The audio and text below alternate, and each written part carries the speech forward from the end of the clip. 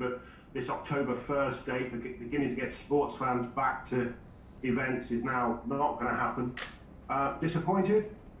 Yeah, clearly we all want fans back. The fans want to be back in a controlled manner, I think, which were the plans anyway, and I hope it just happens as quickly as possible. Again, if these calls are for the government, there's a lot going on at the moment. Safety must always be paramount, but as soon as we can get a controlled level of fans back in the stadium, then we really have to try and push for that.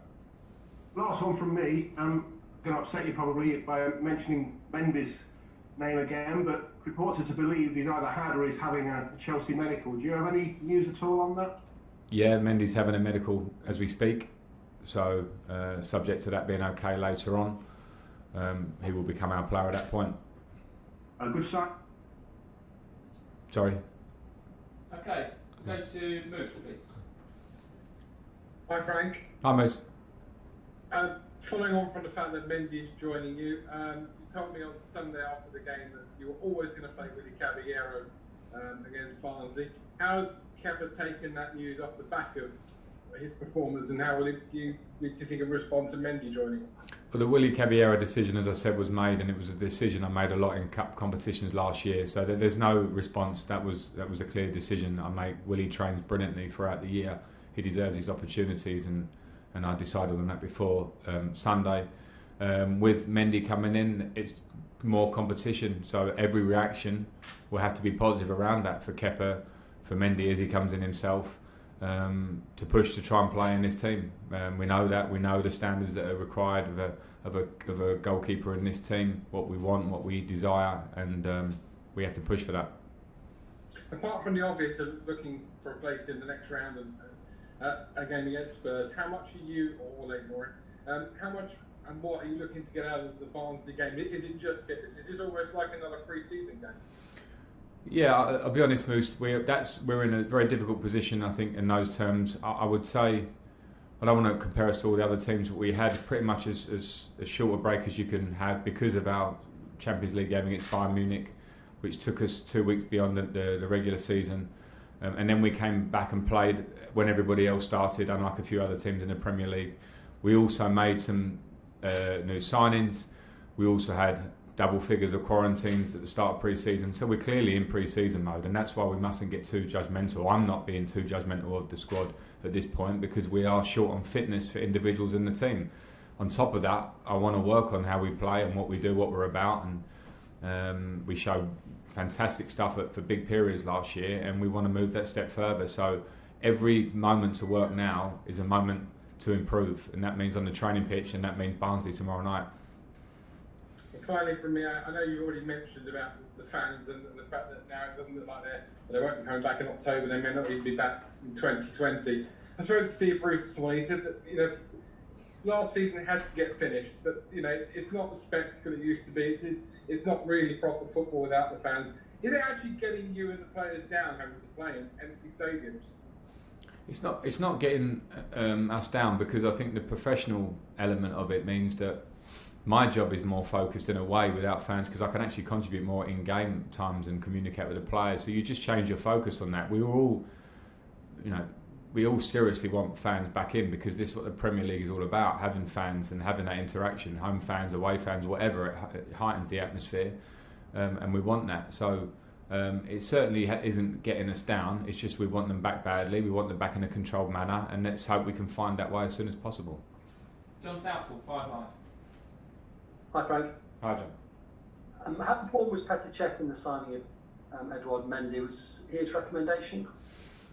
Yeah, I think Petr was important in that, because it's a goalkeeper position is a very particular position. Petr Cech was the best in the world at that position for a long time, so he certainly will obviously have a big say in this situation. From my point of view, I lean heavily on him when it comes to the goalkeepers day-to-day, planning, future, everything. So yeah, he was very influential. On Tony Rudiger, what was the thinking about him not being in the squad on Sunday? And will he start tomorrow? I don't want to divulge the starting team tomorrow, so I won't go there. But I said it after the game against Liverpool that I now, at this present time, have 5 centre backs. So I don't want to have to answer the question every week of why one or two are on the bench or not in the squad. It's not possible. We don't have a squad, a bench of 9 players and 5 you can bring on. So sometimes people have to sit out. And with Kai Havertz, obviously he played more of a central role on Sunday. Where do you see his best position? Well, Kai has played various positions through his career, and he's played as a number 8, as a number 10. He played a lot of the right hand side as well last year for Leverkusen. So I have my own ideas about where I see him going forward. I think the main point at the minute with Kai is getting him fit. He is heavily in what I mentioned with the team and squad being in pre-season mode.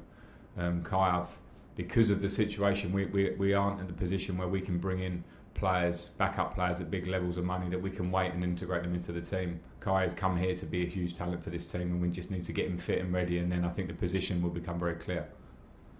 And of the others, Pulisic, Ben Chilwell, Ziyech, any of those ready to? Ben Chilwell's in the squad. Ben Chilwell's in the squad tomorrow, and Christian and Hakim Ziyech are getting closer as well.